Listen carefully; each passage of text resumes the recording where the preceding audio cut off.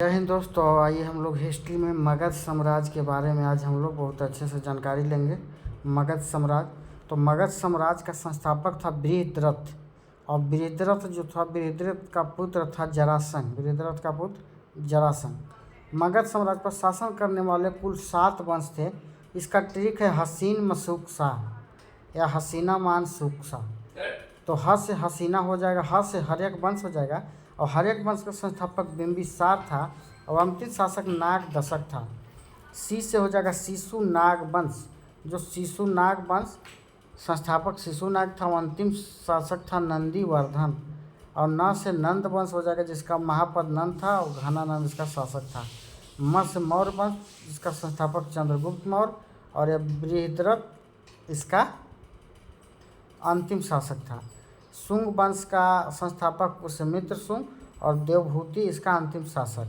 क से हो जाएगा कण्व वंश। कण्व वंश के संस्थापक वासुदेव, अंतिम शासक सुशर्मा। सा से सातवाहन वंश। सातवाहन वंश का संस्थापक शिवमुख था।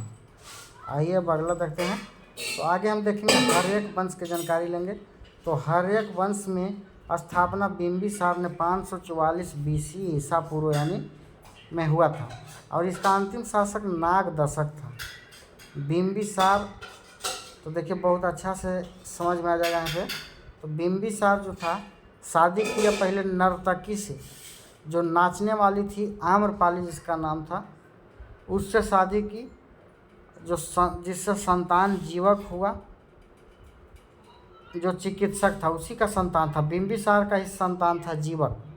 दूसरा महाकोसला, जो कौशल नरेश प्रसेनजीत की बहन थी, जो दहेज में काशी दिया बिंबिसार को।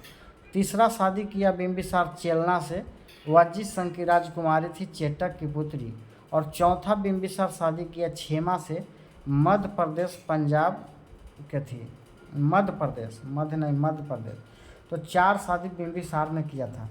बिंबिसार ने अंग को जीतकर मगध का हिस्सा बनाते हैं और ब्रह्मदत्त को हराता है।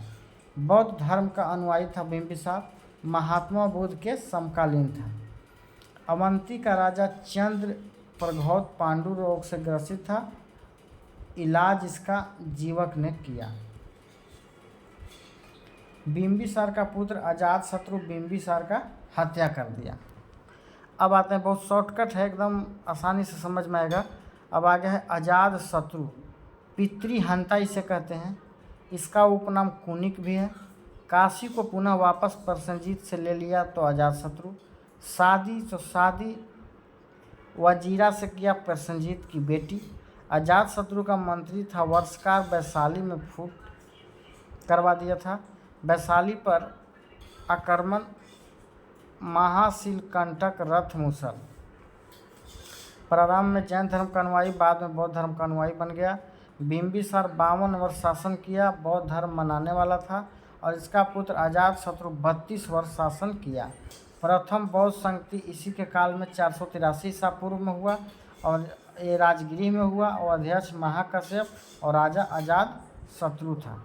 अब आते हैं, इसका पुत्र अजातशत्रु का पुत्र उदयन था। अजातशत्रु की हत्या 461 BC में हुआ और जैन धर्म का मनाने वाला था उदयन। पाटलिपुत्र की स्थापना राजधानी बनाया। अंतिम राजा इसका था नाग दशक। अंतिम राजा नाग दशक था हर्यक वंश का। अब नेक्स्ट देखेंगे, अंतिम शासक नाग दशक, और नाग दशक को हत्या किया शिशुनाग, और शिशुनाग ने शिशुनाग वंश का स्थापना कर दिया। और शिशुनाग ने शिशुनाग का स्थापना किया और राजधानी वैशाली में बनाया। और शिशुनाग का पुत्र कालाशोक, जो राजधानी पाटलिपुत्र में बनाया, द्वितीय बौद्ध संगति कालाशोक के काल में हुआ। 383 ईसा पूर्व में स्थान वैशाली में, अध्यक्ष साबाकामी थे और शासक कालाशोक था। अब इसका अंतिम शासक नंदीवर्धन था नाग वंश का। अब आते हैं हर्यक वंश का अंतिम शासक नाग दशक। नाग दशक का हत्या किया शिशुनाग। शिशुनाग वंश का अंतिम शासक नंदीवर्धन। नंदीवर्धन का हत्या किया महापद नंद। नंद वंश का स्थापना महापद नंद ने किया। अब आते हैं नंद वंश। तो नंद वंश का स्थापना महापद नंद। जैन धर्म मनाता था, भी निम्न जाति के थे। क्षत्रियों का नाश करके सर्व क्षत्रात्मक की उपाधि लिया। महापद्नंद ने, और परशुराम का अवतार माना जाता है। कलिंग को जीतकर एकराट की उपाधि भी प्राप्त किया। महापद्नंद कलिंग की राजधानी तोसली से जैन संत जिनसन के प्रतिमा को लाकर पाटलिपुत्र में स्थापित कर दिया। महापद्नंद का उत्तराधिकारी बना घनानंद। घनानंद के समय सिकंदर का आक्रमण हुआ था। घनानंद द्वारा चाणक्य का अपमान हुआ। चाणक्य का अन्य नाम विष्णुगुप्त कौटिल्य और पुस्तक लिखे हैं चाणक्य अर्थशास्त्र, जो राजनीतिक से संबंधित है। चाणक्य अपने शिष्य चंद्रगुप्त मौर्य के सहयोग से घनानंद की हत्या तथा मौर्य वंश की स्थापना करवाया। चंद्रगुप्त मौर्य का शाप दिया हिमालय का राजा प्रवर्तक।